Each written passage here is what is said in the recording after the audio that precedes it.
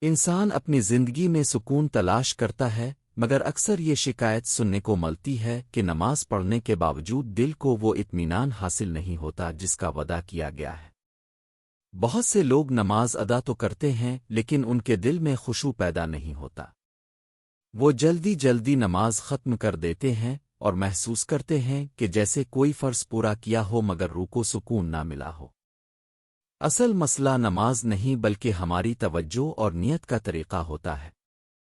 جب انسان سمجھ لے کہ نماز اللہ سے ملاقات ہے تو اس کی کیفیت بدلنے لگتی ہے۔ نماز صرف جسمانی حرکات کا نام نہیں بلکہ دل کی حاضری کا نام ہے۔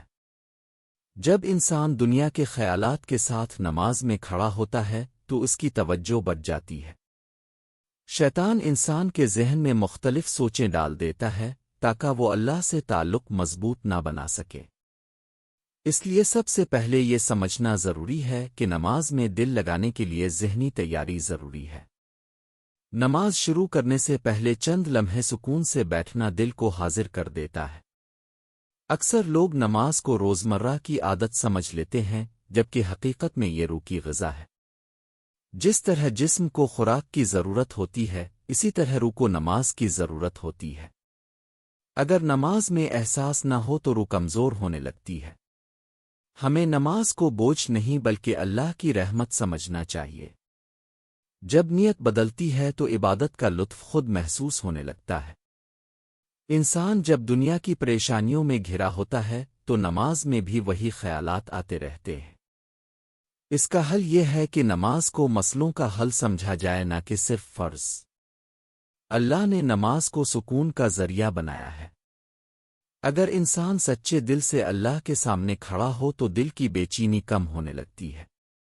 یہی نماز کی اصل روح ہے۔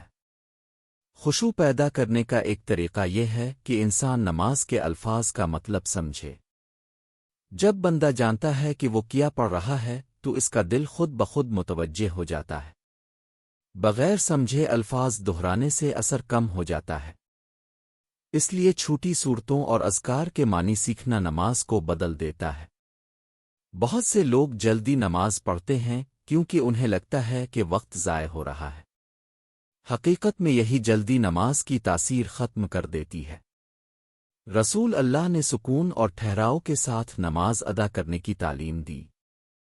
جب انسان رکوع اور سجدہ اطمینان سے کرتا ہے تو دل نرم ہونے لگتا ہے۔ نماز میں دل نہ لگنے کی ایک بڑی وجہ گناہوں کی زیادتی بھی ہوتی ہے۔ گناہ دل پر پردہ ڈال دیتے ہیں جس سے عبادت کا اثر کم ہو جاتا ہے۔ توبہ انسان کے دل کو صاف کرتی ہے اور عبادت میں لطف پیدا کرتی ہے۔ اس لیے نماز کے ساتھ استغفار کو عادت بنانا ضروری ہے۔ جب انسان سجدے میں جاتا ہے تو وہ اللہ کے سب سے قریب ہوتا ہے، مگر اکثر لوگ سجدے کو جلدی ختم کر دیتے ہیں۔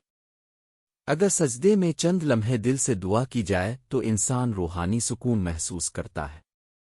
یہی وہ لمحہ ہے جہاں بندہ اللہ کے قریب ہوتا ہے۔ نماز کے لیے ماحول بھی اہم کردار ادا کرتا ہے۔ شور اور مصروف جگہ پر توجہ قائم رکھنا مشکل ہوتا ہے۔ اگر ممکن ہو تو پرسکون جگہ منتخب کریں۔ صاف جگہ اور خوشبو بھی دل کو عبادت کی طرف مائل کرتی ہے۔ نماز سے پہلے وضو کو صرف صفائی نہ سمجھیں بلکہ روحانی تیاری سمجھیں۔ وضو انسان کو ذہنی طور پر عبادت کے لیے تیار کرتا ہے۔ ہر عضو دھوتے وقت نیت کی جائے کہ گناہ دھل رہے ہیں تو دل نرم ہو جاتا ہے۔ بعض لوگ صرف مشکل وقت میں نماز کی طرف آتے ہیں، لیکن نماز کو روزانہ کی مستقل عادت بنانا ضروری ہے۔ مستقل مزاجی عبادت میں گہرائی پیدا کرتی ہے۔